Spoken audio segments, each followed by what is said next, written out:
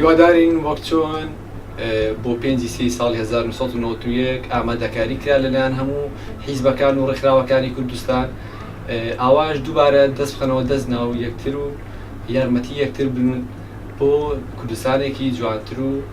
باشتر و پێشکەوتووتر. ئەکە ڕاپەڕین نەبیت هەنووکەمە بە ئازادی نەیژین لە کوردستانی بەس ڕاپەڕینەوە هەبووی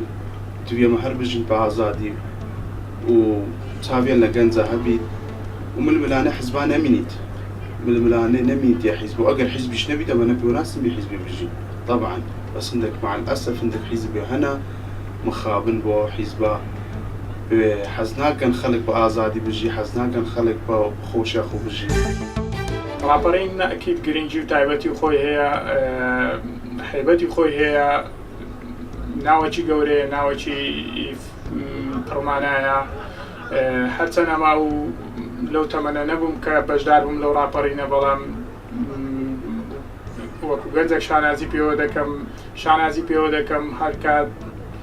کە دەبینم و دەبیستم لەسەر ڕاپەڕین